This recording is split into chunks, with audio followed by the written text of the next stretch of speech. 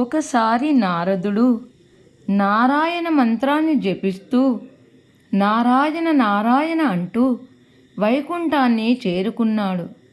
అక్కడ శేషతల్పం మీద అర్ధనీలిమ నేత్రాలతో ఉన్న విష్ణుమూర్తిని చూడగానే నారదుడిలో ఒక ఆలోచన మెదిలింది. ఈ వైకుంఠంలో విశ్రాంతిని తీసుకునే విష్ణుమూర్తికి నన్ను మించిన భక్తుడు ఎవరుంటారు అనుకున్నాడు. ఆ విషయాన్నే సాక్షాత్తు విష్ణుమూర్తి నోట వినాలనుకున్నాడు. నారదుడు నేరుగా తన గొప్పతనం గురించి అడిగితే బాగుండదని ఇలా అడిగాడు.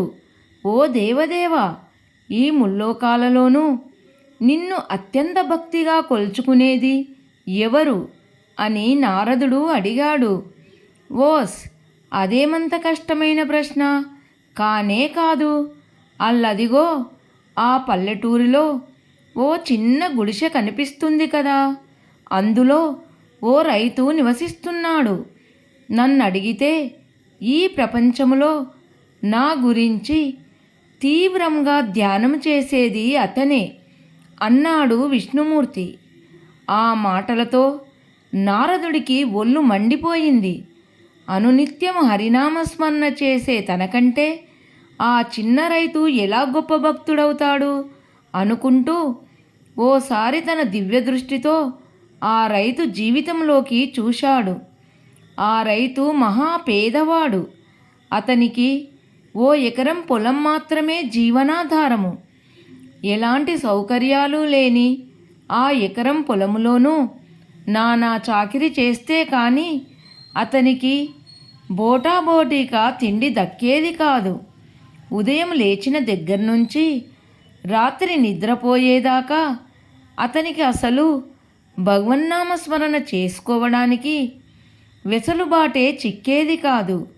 రోజు మొత్తం మీద మహా అయితే ఓ 4-5 సార్లు నారాయణుడిని తలుచుకునేవాడు, అంతే. అలాంటి రైతు తనకంటే గొప్ప భక్తుడని విష్ణుమూర్తి చెప్పకనే చెప్పడం నారదునికి మహా సిగ్గుగా తోచింది. ఏం చేయాలో తోచక గుటకలు మింగసాగాడు. ఇంతలో విష్ణుమూర్తి, అన్నట్లు నాకో చిన్న సహాయం చేసి పెట్టవా నారదా? ఈ పాలకుండ ఉంది చూశావు, దాన్ని కాస్త అలా బ్రహ్మలోకానికి తీసుకొని వెళ్ళి ఇచ్చిరావా? అయితే మార్గమధ్యంలో పాలు ఏమాత్రమూ తొనగకూడదు సుమా.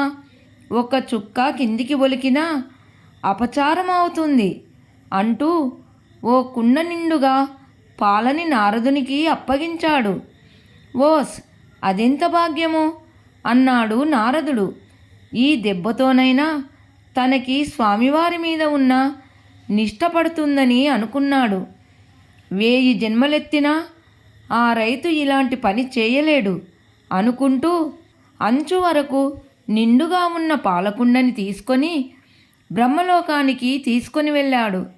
అక్కడ దాన్ని క్షేమంగా అందించి విజయ గర్వంతో విష్ణుమూర్తి చెంతకు చేరుకున్నాడు. చెప్పిన పని అద్భుతంగా పూర్తి చేశావు, సంతోషం నారదా. కానీ ఓ చిన్న అనుమానము. నువ్వు పాలకుండని తీసుకొని వెళ్ళేటప్పుడు నా నామాన్ని ఎన్నిసార్లు స్మరించారు అని అడిగాడు విష్ణుమూర్తి. ఆ ప్రశ్న విని తెల్లబోయాడు నారదుడు. ఎందుకంటే తన దృష్టంతా పాలు ఒలికిపోకుండా చూసుకోవడంతోనే సరిపోయింది. కాబట్టి నారాయణుణ్ణి తలుచుకునే అవకాశమే లేదు. అప్పుడు అర్థమయ్యింది నారదుడికి విష్ణుమూర్తి ప్రశ్నలోని అంతర్యం. తను ఈ ఒక్కరోజు ఏదో పనిలో పడి అసలు నారాయణుడిని తలుచుకోవడమే మర్చిపోయాడు. అలాంటిది ఆ రైతు ఎంతో కష్టాన్ని శ్రమని ఓర్చుకుంటూ అంతటి అలసటలోనూ నారాయణుణ్ణి తలుచుకోవడం మానలేదు. ఉదయం నిద్రలేస్తూ అతను విష్ణుమూర్తి మీద భారం వేసి తన పనులను మొదలు పెడతాడు.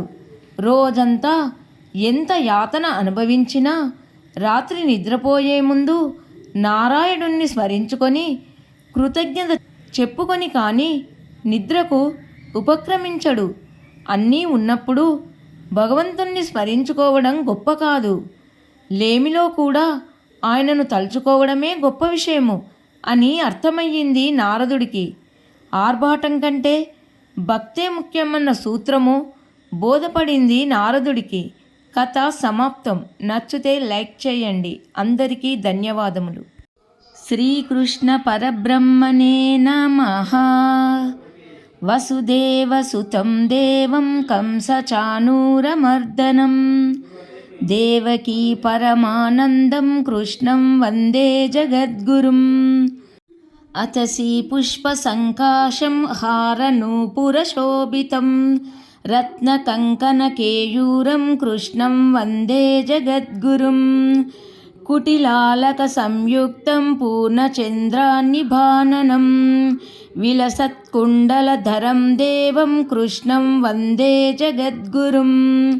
మందారగంధ సంయుక్తం చారుహాసం చతుర్భుజం బర్హి పింఛాంగచూడాంగం కృష్ణం వందే జగద్గురుం.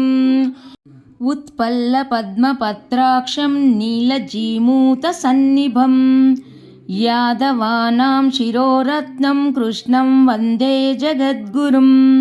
రుక్మిణీకేలి సంయుక్తం పీతాంబరం సుశోభితం అవాప్తతులసీగంధం కృష్ణం వందే జగద్గురుం. గోపికానాం కుచద్వంద్వం కుంకుమాంకితవక్షసం శ్రీనికేతం మహేశ్వాసం కృష్ణం వందే జగద్గురుం. శ్రీవత్సాంకం మహోరస్కం వనమాలా విరాజితం శంఖచక్రధరం దేవం కృష్ణం వందే జగద్గురుం. కృష్ణాష్టకమిదం పుణ్యం ప్రాతరుద్ధాయ యః పఠేత్ కోటిజన్మకృతం పాపం స్మరణేన వినశ్యతి.